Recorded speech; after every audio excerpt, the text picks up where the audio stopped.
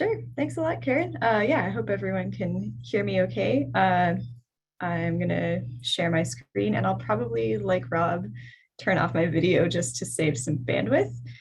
And as Karen said, um, you can send your questions in the chat and Sandra will respond to those. Okay, and as has always come up with all these presentations, I may have trouble seeing you. I'm totally fine with that.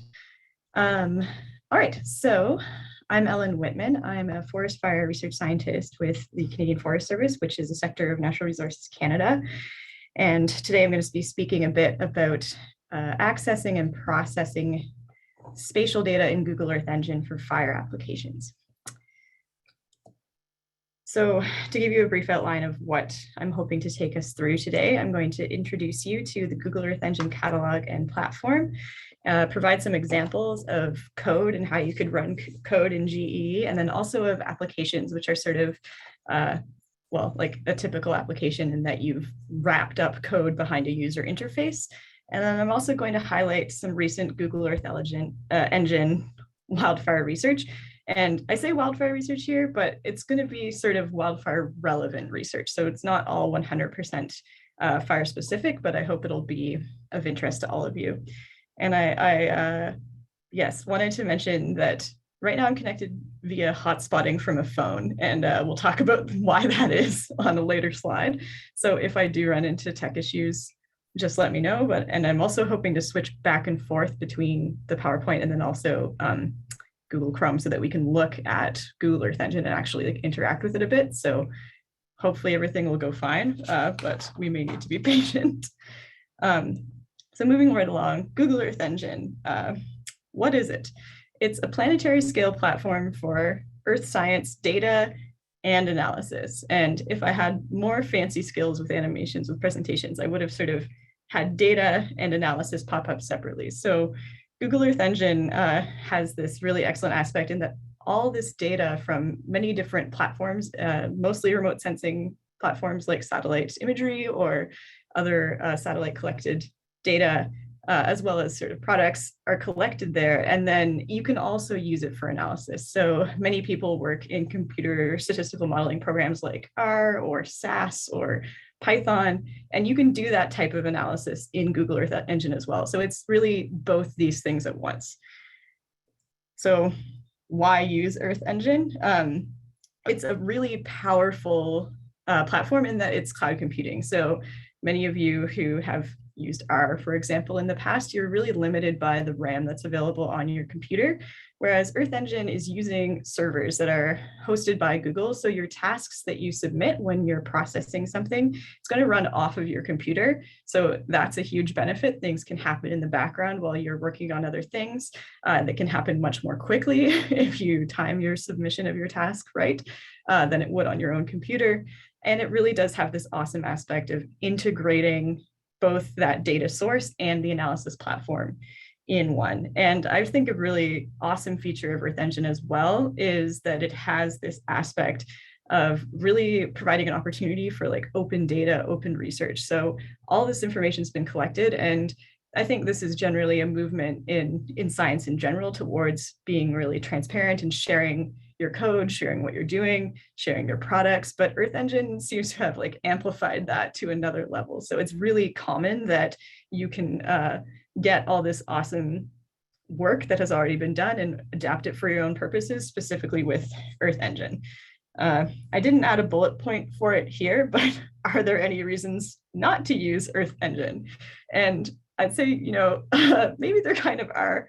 One thing that certainly has come up is error propagation. So often we're adapting other people's code, and if there's an error in that code, it will transfer into your code. And then when you publish your code or edit it, and then you pass it on to someone else, it will propagate into their code. That's an issue with any time that you're adapting work from other people, but it has come up a bit with Earth Engine in my experience. I would say it has a pretty steep learning curve. There are lots of people in all our organizations and universities across Canada who have a strong background in coding, but Earth Engine typically usually works within JavaScript in terms of a coding language, or Python. And then now that we're getting to a point where it's sort of people are starting to port Earth Engine into other platforms. So for example, there's an R package called RGEE, where you can use R to access Earth Engine as well. So it has a bit of a steep learning curve or a bit of a barrier to entry in terms of the type of coding or the coding language being used. But I think that shouldn't really hold people back. It's totally adaptable to your own purposes. And finally, sort of some issues around Google themselves.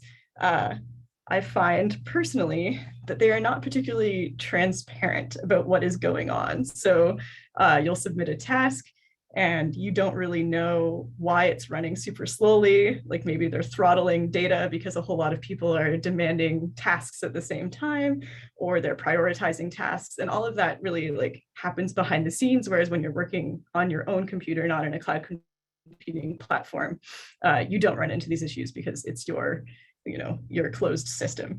And also Google Earth Engine is free, which is awesome, but like free with a question mark, I would kind of say. And I find, again, this is more my perception. I wouldn't say that this is, NRCan's approach to Google Earth Engine or how Google would necessarily view things, but the platform is free and accessible to anyone with some sort of Gmail or Google account. But they do charge money for use for certain organizations, and in particular governments, which is actually a lot of us in the fire community. But they don't necessarily do that right away. So often, you can get away with using Earth Engine for several years, and then they notice that you're using it, and then Google will ask you to start paying. So it's a bit unclear sometimes whether or not or when it is free. But again, it's such a powerful tool that often it's worth it. And there's generally ways to, I would say, ethically access it in a free way. So we're going to start with the catalog. And honestly, in my opinion, this is the biggest strength of Earth Engine. Oh, and I also wanted to mention, people call it Google Earth Engine, GEE, EE. There's a lot of names for it.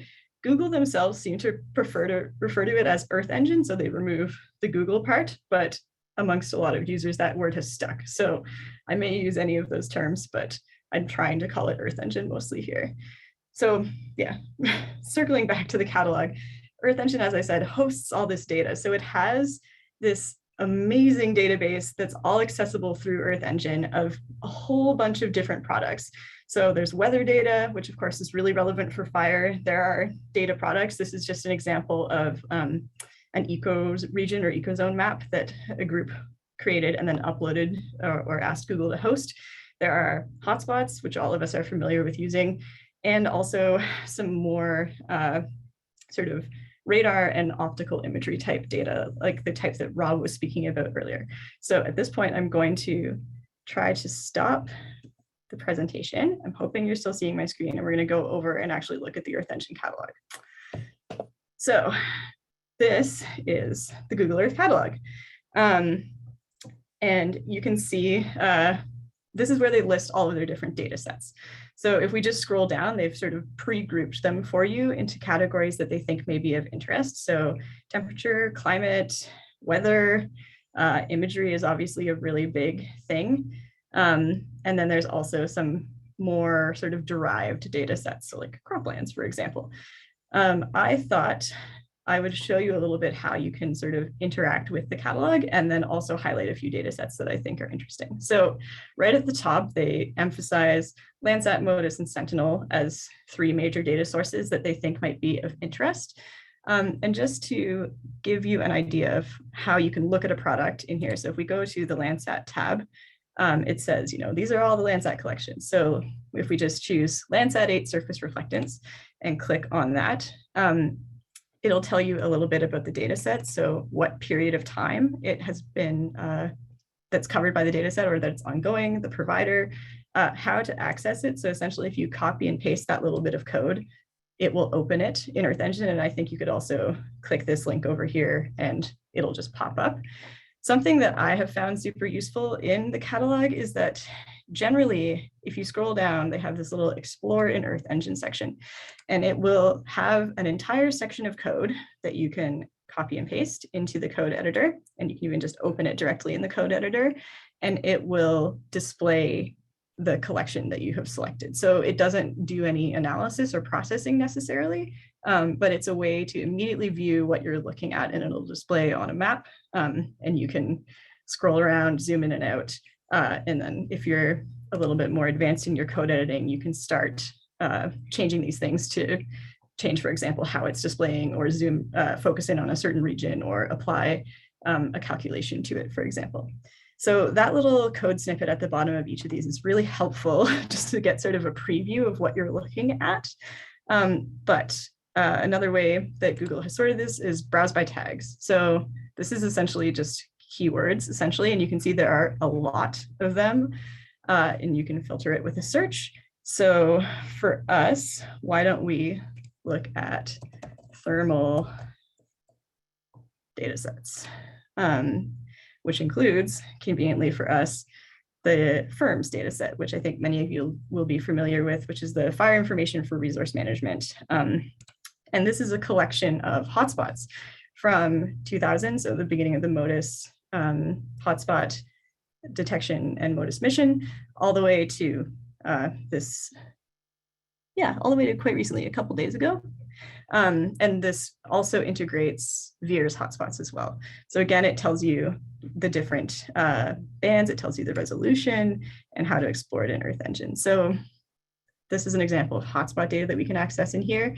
I also wanted to show you folks a few other examples of data that I thought would be of interest to wildfire folks. So if we go to the search bar, if I look up ERA 5, this is the monthly version, but ERA 5 is a climate reanalysis product that has daily weather as well. So yeah, here's hourly actually. And we could then use this to calculate, for example, a fire weather index at a spatial scale. So ERA 5 has a pretty big resolution. You can see it's got about like a even bigger than that, 11 kilometer band size, but it'll give you things like dew point, temperature, soil temperature, wind speed, mixing layer depth, all these different things, snow albedo, that could be relevant to fire users. And there's also some other really great data products in here for weather as well. One that I wanted to highlight for the group is DayMet. So this is daily surface weather and climatological summaries for North America, and this goes from 1980 to 2020. So it's not updated up to the present, but if you're interested in, for example, historical weather, it's really useful.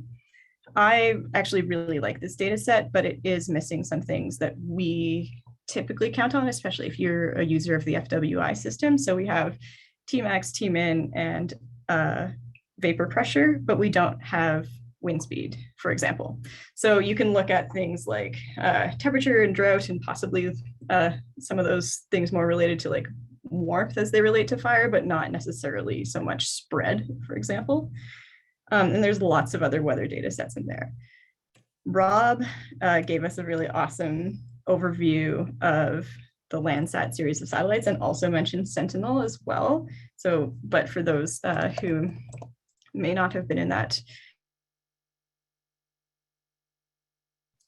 Okay, so I was going to show you all DayMet, which I think is another really useful and interesting option for weather data that can be accessed through Google Earth Engine. In this case, it's more useful for historical type work because it does stop at 2020 at the moment. And it has some really good aspects. Like, I think it's a really strong tool for looking at temperature and drought, for example, because it has maximum and minimum temperature and then also vapor pressure, but it is lacking wind speed, for example. So if you were particularly interested in calculating fire weather index metrics, you are going to be lacking a few of the variables that you would need for that. So maybe not the best tool for looking at fire growth, for example, but I think possibly really useful for other aspects of wildfire. So from there, I was hoping to show you some multispectral imagery. I know not necessarily the entire audience was there for Rob's presentation, but Rob spoke quite a lot about Landsat, which is a satellite series or mission, which has been, as it says, observing the Earth continuously since 1972. Personally, I work a lot with multispectral imagery from things like Landsat. So for example, again, this Landsat 8 surface reflectance, you can use it just to look at images of the Earth in true color, but you can also use it for analyses like the ones that Rob was talking about, because all of these different bands of wavelengths that are being captured by the satellite sensor. Rob also mentioned Sentinel, and Sentinel is really interesting because it also has radar associated with it. So this is C-band synthetic aperture radar.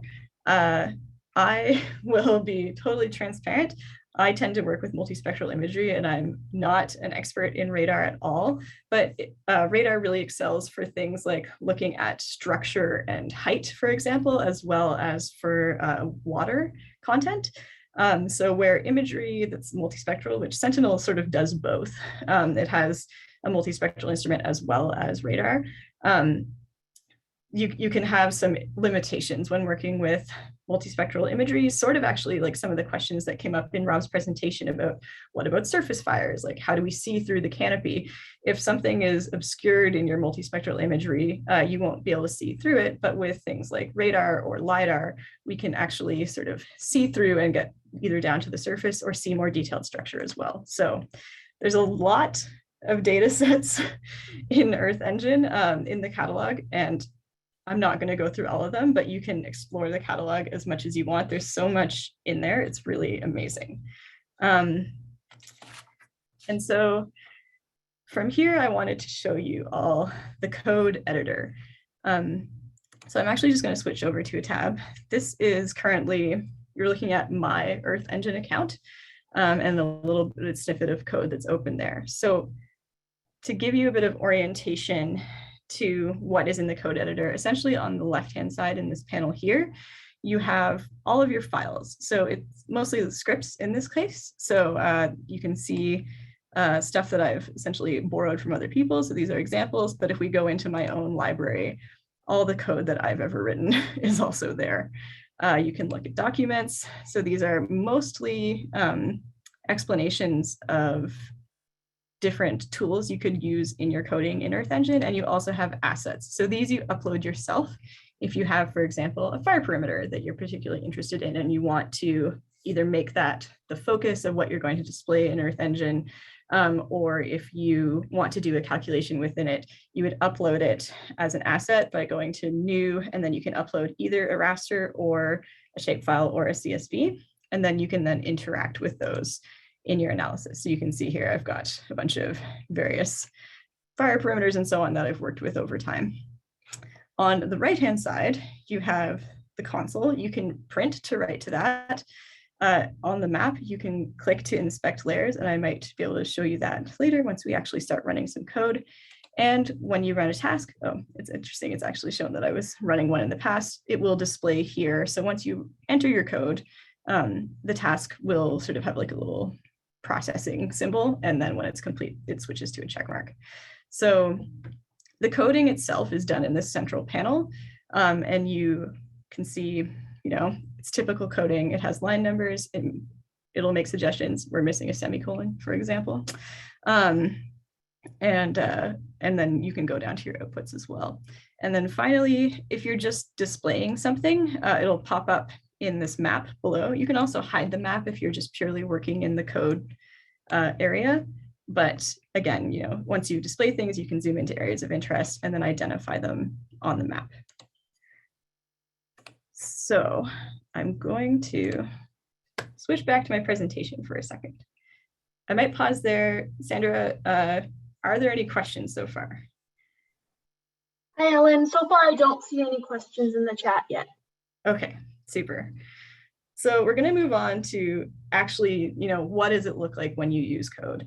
And as I said off the top, one of the real advantages of Earth Engine is this really like open community that has developed around that. So people are very into including their code along with the work that they publish. So I'm going to show you an example from a paper led by my colleague Lisa Holsinger at the US Forest Service. And for this, we wanted to use fire severity mapping in the North American boreal forest, where it does run into some issues. We have some really interesting situations where, for example, you can have really rapid regrowth in grasslands like Rob mentioned, or in things like an aspen stand where there's really dramatic suckering or resprouting. There can also be really interesting colonization of exposed surfaces by things like liverworts, for example, which show up as very green, healthy vegetation and kind of mess with the signal because that actually is a severely burned surface that would typically be black.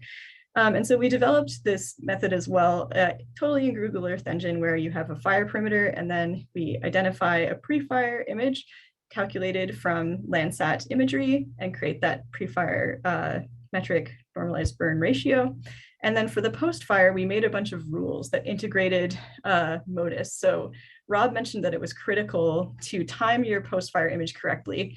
And so in order to look at that, we integrated hotspot data to make sure that the fire was actually out.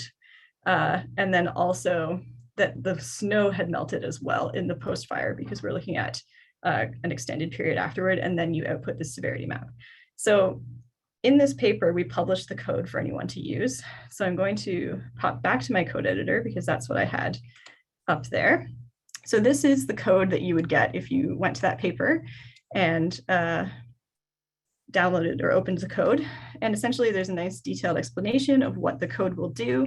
And this particular code is designed to run with fire polygons that were already uploaded, but you could replace that with your own fire polygons. So right now it's using these do not delete hybrid manuscript polygons that Lisa has publicly shared on her Earth Engine account. But you could replace this line to refer to an asset that you yourself had uploaded. So for example, I could switch this to be just the White Rock Lake fire, which was a fire I was interested in. If you scroll down to the bottom, Earth Engine, if you want to extract what you have done, I think there are a couple other ways to do this, but mostly what it does is upload files to your Google Drive. So there can be data limitations associated with the size of your Google Drive, depending on what your provider is. So for example, if you're with a university, there's often like almost no limits, but with a private account, they may make you start deleting files eventually. But generally speaking, you can write these little code snippets that will export whatever you've created into your Google Drive. So again, here, she's referred to a couple different folders that she wants it to go in, and you could adapt all of that to your own specific Google Drive. So without making any changes here, it's as simple as just hitting run for this code to run. And we immediately get all this list of tasks popping up on the right-hand side. So again, these are the fires in the study that we created, but if you had replaced that with your own fire of interest, you could then get, for example, a difference normalized burn ratio map for your own particular fire. So we can run this here for a 2005 fire from, looks like Wood Buffalo National Park. And if we hit run, it'll print to the console saying, you know, I am working on this. And I'm not going to run all these tasks, but we can see that now this one is processing. I also said that later I would show you how to interact with something in the inspector. So these red dots shown here now are the fires that we looked at in that manuscript. And so if we zoom in, we can then click on them and the inspector will tell you a little bit about it. So we can see that it's a Canadian fire with the fire ID 2007 Wood Buffalo 2, Jordan Creek, and the fire size. So all that information is essentially just associated with that polygon, the same way that you would interact with something in a normal geographic information system. So just opening an attribute table, but you can also do things like click on an individual pixel as well. So I'm not going to just wait for that task to process, but we'll flip back to the presentation for a second and talk about apps. So what I showed previously was an example of code, which we want that code to be adaptable because we want people to be able to alter it, upload their own fires of interest, play around with it, use it for their own research applications. But you can also create applications, which essentially just wrap that code into a user interface that makes it a little bit more easy to work with, but in some ways slightly less adaptable. So the tool that I wanted to highlight here was the land trender tool, which has existed for quite a long time in R, but was recently switched into Google Earth Engine. So essentially what this does is looks at the reflectance of a pixel with generally Landsat over time, and then it identifies these points in time where there's a sudden change. So if you think about a pixel having healthy vegetation for a very long time, going along this first part where it goes to a segment, and then there's a fire maybe, and it hits this vertex, and suddenly the spectral reflectance is going to change because the trees have died, maybe there's a lot of char on the ground, perhaps the soil moisture has changed, and then after that, slowly over time, it should start to rebound to a similar condition. So what does that look like in code editor? All right, I'm going to run into the classic problem. So this is the LTGEE interface for users. And for this, we can actually look at a change algorithm. So I'm actually going to go to Northern Saskatchewan because they have this really awesome landscape with a whole big mix of fires. So in this, you can change all these parameters on the side, but I'm not going to mess with them too much. But essentially, we just click on a point of interest and we will hit submit. And so these layers at the top are processing. And what it will do is display a year of detection, a magnitude of change, and the duration of that change. This tool takes a while, I will say. So we'll have to vamp for a second, but hopefully it'll start displaying an output soon. Maybe a good time to ask if we have any questions in the chat. Hi, Ellen. So far, there's no questions, but I'll let you know if I see anything here. Super, thank you. All right, so I'm going to switch to just year of detection because for me, as a person who really loves wildfire maps, that's the most interesting output of this tool. So you probably saw a couple big bright red patches that were fires. But if we switch it to year of detection in this map, the color will indicate the year in which that big change in reflectance happened. So now we get not just a mosaic of like, there was a big change here to when did that change happen? So if I click on this red fire down in the bottom here, it should pop up on the right-hand side telling me what year that pixel changed. So we get, it was 2018, it was a pretty big change, it happened in a single year, and you can see it's already sort of on its way back to a recovery towards a more similar reflectance than it had before. And we can also see another fire up in the top corner here, which should be from a different year. And hopefully that'll reload. So this one was 2015. So you can see that even though this tool is really focused on forest recovery and change in general, it actually has this cool byproduct of creating pretty good fire perimeter maps. Another just fun tool from the LTGEE team that I wanted to share is this one that creates an animation. So in this case, we'll pick on BC because they have very fun landscape changes over time. So here, I'm just going to pick this area kind of around Dunkley.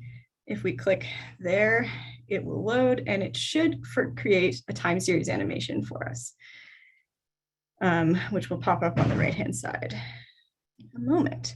And in this case, as indicated earlier when I talked about the Landsat catalog, Landsat has this really awesome strength in that it's existed for a really long time. So we have this awesome duration of images that can be really exciting to work with so we can see changes over time. I'm hoping that this will load soon.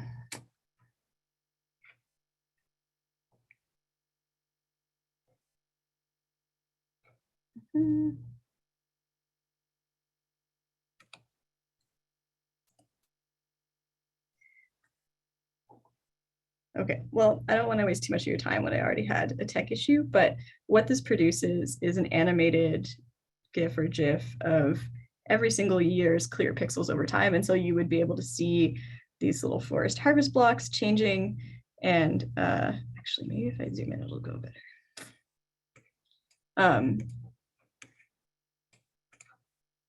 That was the problem. I didn't define an area of interest. There we go. So now it's going to animate over time. And so essentially you just see these changes year by year, and you can actually save that GIF or GIF and use it for your own purposes. So this one doesn't necessarily have awesome research applications, but it can be a really compelling way to tell a story. If you have a presentation, for example, that you want to give about how things have changed over time, including, for example, showing an occurrence of a fire and then how something's recovering afterwards.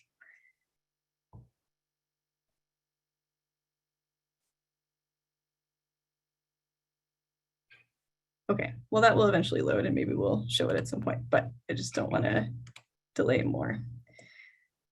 So shifting to that aspect of highlighting some recent research. For this, I'm really going to focus on research methods and products, not so much on results. So I encourage all of you to look up some of the papers if you find them interesting and read about sort of the more scientific questions that were being asked, but we're going to focus mostly on tools that are being developed. I'm also going to sort of follow a flow from before to after a fire, and generally, but not exclusively, from generating a product into some more applications or research with that product. I also wanted to take a second to mention sort of my biases as a researcher here. I tried to just highlight stuff that I thought would be interesting, but I tend to work in North America and I personally work mostly with multispectral imagery, and I'm more familiar with my own work. So there's lots of amazing research being done out there with Earth Engine, and I couldn't fit it all in.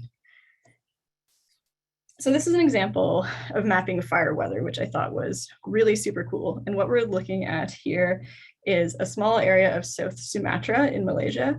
So for those of you who are unaware, the Canadian FWI system has been adopted internationally with region-specific modifications, and Indonesia is one of the places that uses this system. So in this example, in Google Earth Engine, they used the Global Forecasting System, or GFS, weather forecasts, which are updated every 6 hours and available at that frequency in Earth Engine. And then they also took the JAXA, which is the Japanese Space Agency's global satellite precipitation mapping tool, and that map is updated every 24 hours. So they wrote code that would calculate FWI, their sort of slightly modified Indonesian version, to produce daily maps. And what I think is really awesome about this is that they used a virtual machine to schedule a daily task. So essentially, they automated it so that every day, this computer would ping Earth Engine, run the code, and then compute the maps automatically. And then those maps are downloaded daily to computers with a Python script. So it's just the only actual example I could find so far of someone using FWI, which I thought was super cool. But a really excellent example of how the weather products in Earth Engine could be applied. And at this point, we're going to make a brief detour to talk about machine learning. And this background is just an example of a classification tree. Machine learning is a method of data analysis that automates analytical model building. So often with model building, we have like a statistical hypothesis testing question that we want to answer, and we do something like linear regression with the variables that we think would be important in order to answer it. So this is a little bit different in that rather than being focused maybe on hypothesis testing, it's more data driven. So you've automated that process and you aren't necessarily guiding it so much as a researcher supervising what's happening. The reason we're talking about machine learning is from this point onwards, almost every single research example that I'm going to show will use some kind of machine learning. And some of that is because Earth Engine and Google have implemented a couple different machine learning algorithms in Earth Engine so that you can use them right in the code editor. But also, it's just a tool that works quite well with raster data and multispectral data, and it seems to be quite heavily adopted in those groups.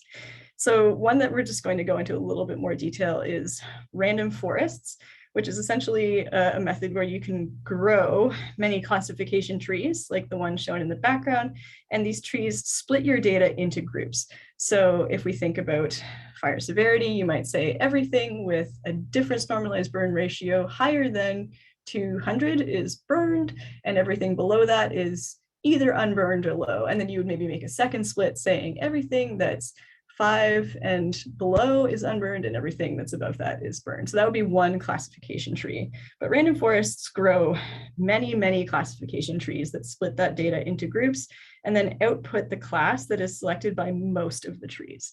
So really not focusing on machine learning for this, but random forests are going to get mentioned a lot from now on, and a couple other machine learning methods as well. So this is where we pivot a little bit in terms of, it's specific to fire, but obviously we use fuel maps a lot in our work, and there have been some really interesting applications in Earth Engine around mapping land cover. So one that I wanted to highlight was the Alberta Biological Monitoring Institute wetland map, which that's a little zoom in there. And this was developed in Earth Engine with data from Sentinel-1 and 2, LiDAR as well, and then also the shuttle radar topography mission. So all of that data was selected from Earth Engine, and then they used a boosted regression tree, which is another type of tree-based machine learning technique, in order to classify the maps based on the ABMI field plots, which have all this data about wetland type. And you could also do the same thing to create land cover types as well. So not exactly a fuel map, but on the right-hand side is an example from China where they used Sentinel imagery and also radar as well in order to create this classified map trained on observational points. We can also maybe think about mapping fuel attributes. So this is maybe a little bit more conceptual than a vegetation type. But for example, leaf area index, which is shown on the top left, it accounts for the amount of green vegetation that absorbs or scatters solar radiation. So it tells you something about both the type of vegetation and how much of it there is. And this was an exercise that was done where people used a database of vegetation traits at the global scale to train a model in order to turn MODIS data into all these different vegetation aspects. So fraction vegetation cover on the bottom left is allowing you to partition between like what's soil and what's vegetation, canopy water content, which tells you about the vegetation water status. So is something in a drought? Is it healthy? A little bit more about the structure as well. In Canada, we typically don't need to produce our own fire maps. We have lots of hardworking people at agencies and also people like Rob who are doing that for us. But you can also use Earth Engine to do wildfire mapping as well. So I wanted to show a couple examples of that. Typically, in my experience, people are often creating raster maps with Earth Engine. So there's an example on the left where they used various multispectral industries, so DNBR, for example, that are strongly responsive to healthy vegetation with area burned, and just essentially introduce thresholds. Like you can see that strong difference between the burned and unburned reflectances on the top right of this section here, and just essentially created a thresholding approach. But you could also take a more complex approach to that. The paper on the right used 30-meter global area burned mapping data to create a random forest again, where they trained a model to classify burned versus unburned. And then after they had created a probability, so the likelihood that a pixel was burned or unburned, they then used a region growing algorithm to produce that full perimeter, which is what's being shown on the bottom. I also wanted to mention this other recent paper as well, where again, we've got sort of a more complex approach that integrates multiple indices instead of just one. So in this work, it's a forest change detection algorithm that analyzes trends over 3 consecutive years with the normalized difference moisture index, the normalized burn ratio, moisture stress index as well. So each pixel is analyzed for the year in which the change is to be detected, as well as the year prior, and then the subsequent year. And then they were able to sort of cluster those pixels in space to identify these groups of things that actually changed. So either that's fire, clear cut, etc. So focusing in on mapping fire severity, in my experience, this is one of the things that people seem to do the most with Earth Engine. And we're going to sort of back up a bit and say, well, what is fire severity? It's a little bit of a confused concept, to the point that someone wrote a paper saying, here's how we need to talk about fire severity, essentially, because it means a lot of different things to different people. But what I'm talking about here is sort of this middle idea of organic matter loss, but also in some cases, ecosystem response. So they've listed there erosion or vegetation recovery. So we can think about things like tree mortality, which is sort of a result of combustion in some ways, but also would be a result of girdling, for example, which is more in that ecosystem response space. And with multispectral imagery, it's really hard to untangle those two things. So some of it is pure, the results of fire intensity, but some of it is a little bit obscured because trees grow back or trees don't die or grasses flush up afterward. So it's a bit mixed together. And to give you an example of what that might look like on the ground, often fire severity is rated in the field with metrics like the composite burn index, where you would go to a field site on the ground and say, this is low severity. So in this example, we have a mix of live and dead trees. The one in the middle is an example of moderate, where you can see that there's been some more combustion and burning in the surface, and then all those trees are dead. But we aren't quite as extreme as in the example of high, where you can tell that that was a really intense crown fire that also combusted a lot of needles as well. So a brief reminder about how we can measure this. Often we do this with the normalized burn ratio, or NBR, which captures that difference in reflectance that's really distinct with healthy vegetation versus dead vegetation, or areas that are lacking vegetation as well. I know not everyone was in Rob's presentation, but I'm not going to speak too much to that unless someone has a question about it. But essentially, we can see this change in reflectance as vegetation changes. A couple examples that have used Earth Engine for fire severity mapping. The first one on the left is a project that I did where we created an atlas for all fires over 200 hectares in Alberta, and we produced burn severity grids for those fires. In that data set, we had 796 fires, which I'm pretty pleased with that amount of data.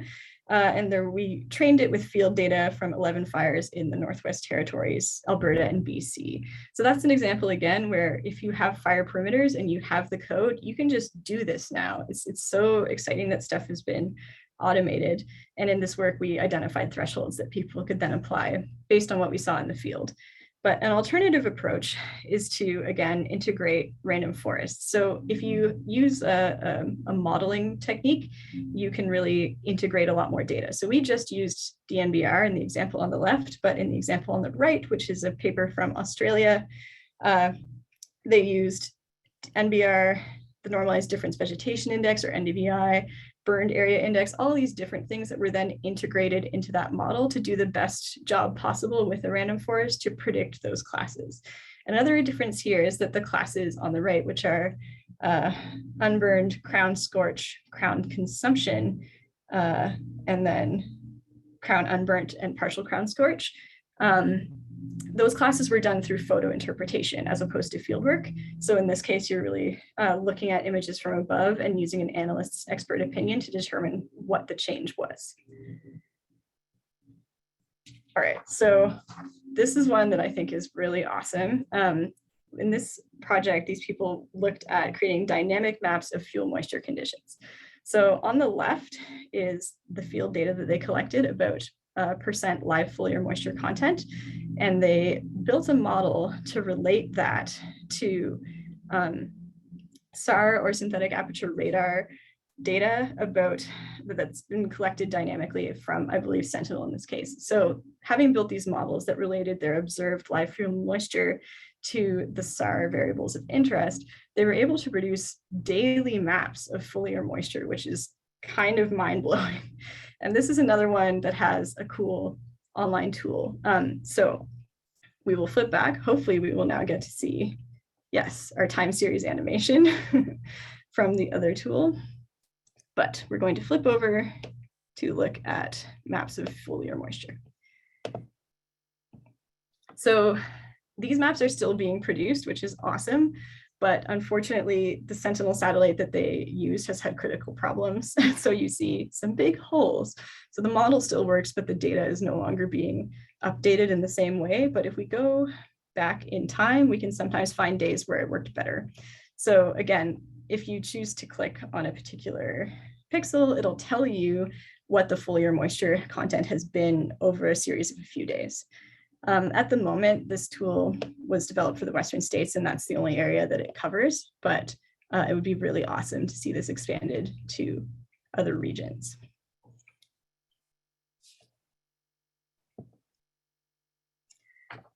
All right, so getting into some of the more sort of how do we answer research questions with Google Earth Engine data, I have two final examples of situations where people created, for example, a fire severity atlas and then used that to do some research. So this is an example from Washington State. And the figure on the left is the variable importance from, again, a random forest. How often do we have to talk about them? Where essentially the height of a bar tells you how important that variable was to the model in terms of determining fire severity, which was represented by an atlas that they created in Google Earth Engine. So on the top, we have fires in long unburned areas, and essentially they have spatial variables, daily fire weather, annual climatic variables, et cetera. And you can see that mostly it was related to spatial aspects. And then we also have some like annual dynamic fire weather and climate as well affecting things. But then interestingly, in reburns, so areas that had experienced multiple fires, which is the box below here labeled B, they found a different variable importance. So by far the most important thing in that case was fire history, which didn't even really show up as relevant in their model for these areas that had not experienced a fire in a long time, which really suggests that what's determining burn severity in those stands is whether or not it's burned before. They then took this a little bit further even to compare the distributions of those severity metrics. So in this case, relativized burn ratio, which is essentially a transformation of that NBR or DNBR variable that we've spoken about a few times. And you can see that they have all these different treatments. And the purpose of this research was to look at, does prescribed fire create an actual difference if that fire burns again? What about harvesting, or what about thinning, for example? So really it was an attempt to look at whether we are actually having an impact on the severity of subsequent fires when we apply these treatments that we're interested in using. So for example, fire smarting. And showing these two distributions, the one in purple is essentially the treatment. So if we look at the one here, thinning and harvest, we get this quite different distribution of burn severity relative to the untreated forest. And they did some statistical analyses to demonstrate whether or not those differences were significant, and found that fuel treatments lowered burn severity quite a bit more than untreated controls, but also that prescribed fire, which is their bottom category here, RX fire, was the most efficient and had the strongest effect on reducing burn severity of subsequent burns. And finally, you get a preview of a paper that is not out yet, but should be out in a few weeks. And this is a paper that we used that same atlas that I showed earlier that had fires from Alberta that were large. And then we just tried to look at what were the different drivers of that fire severity and looking at it in a time series perspective. So because we had that big large fires that had burn severity data, we could then look at things like for what has been the amount of high severity, so in this case 100% mortality within burned areas over time, and whether the trend is different between that and the total area burn. So in this example, those trend lines are from SENS non-parametric slopes. So essentially it's a statistical method that fits a slope without just doing a linear regression. And what we actually found with this data set was that we found increasing high severity over time, which makes sense because area burned had also increased over time. But interestingly, it seems like high and moderate severity is increasing within those fire perimeters to the detriment of unburned islands. And we see this reduced percent area unburned within those perimeters over time as well. And we were also able to break this down by vegetation types or offense in burn severity across different fuel types, but we were actually quite surprised that we were able to find any trends because burn severity is limited by a fuel as well. So like if there's not a lot to burn, you don't really get very dramatic changes in reflectance as a result of that. But we did see significant increases in burn severity in both mixed wood and open conifers. So in this case, that's like a low density conifer, kind of like maybe a peatland, or if you think of like the shield So it was interesting to take this data set, this atlas that we created, and apply that quite broadly across a region for analysis. I'm going to stop there. I hope we have time for some questions. I'm really sorry about the technical issues. But yes, I'd love to take any questions if anyone has any. And yeah, if you want to discuss Earth Engine or anything, I personally think of myself as kind of a beginner user. I'm having a lot of fun, but I'm also learning a lot. And if you are interested in, corresponding or having some questions about it, some conversations, I'd love to chat with people. I'm going to stop sharing in hopes that my internet will survive. But thank you so much for your time. Thanks, Ellen. That was really interesting.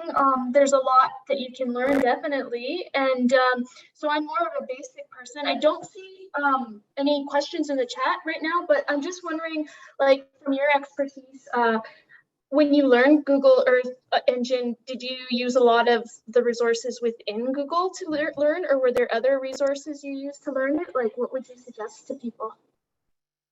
Yeah, great question. Google provides some guidance about how to use their tools, and some of it is great, but I also found personally some of it assumes a level of expertise that I didn't have. And so I ended up relying a lot on other people. There are some user communities like Google groups that you can join where you can post questions if you're struggling with something, and people are very responsive and helpful. And then there's also a lot of online tutorials, which I found are just targeted, will sort of assume that you know coding language or concepts and just sort of say, this tool does this, but not provide you a lot of instruction about how to modify it or how to apply it. And I found that it was more helpful to seek out non-Google resources to get started. And then once you're more comfortable working in that platform, the Google tools become more useful. That's just my experience. Okay, perfect. So there are lots of resources out there to help people learn it then. And I guess if you have any resources that you can share with us, we could somehow post it and share it with people too. Yeah, totally. Totally willing to gather some more. I really focus this on sort of like a broad overview of the tool, but I was lucky to attend a workshop where someone really walked us through, like within a day, basic stuff you can do.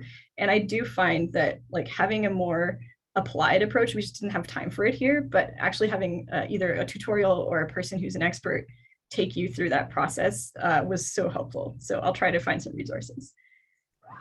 Someone has a question about code. Yeah. Yeah, okay. You want me to go for it? Is it something you are willing to share, mainly the work you've done with? Yeah, absolutely. So the Alberta Atlas code, I can distribute that to people. We've actually disabled the link to it because there's a little error in the code that we didn't want other people to come across. So it worked for 2 types of severity maps, but the third one was a little bit weird. That's something that I mentioned earlier about error propagation. So happy to share that code directly, but depending on what ecoregion you're working in, if you're interested in the boreal specifically, that code that I demonstrated at the beginning is totally publicly available and accessible to anyone. And then the original code that we adapted for the Atlas data set is also available to people. So what I can do is I'll probably send it to Brian, I guess, but I could send people a couple different code links to play with. And the Atlas data set is also available as well. So if you're interested in a particular fire or you want all of it or whatever, just contact me and I'm happy to distribute what already exists as well. So you don't need to reproduce that. But yes, code is broadly available. Okay, cool. Yeah, doing research with Python. Google Earth Engine actually plays pretty nicely with Python as well, so you should have some good luck with that. But yes, happy to share code. A lot of it is publicly available, but I'll bundle some together that Canada Wildfire can distribute.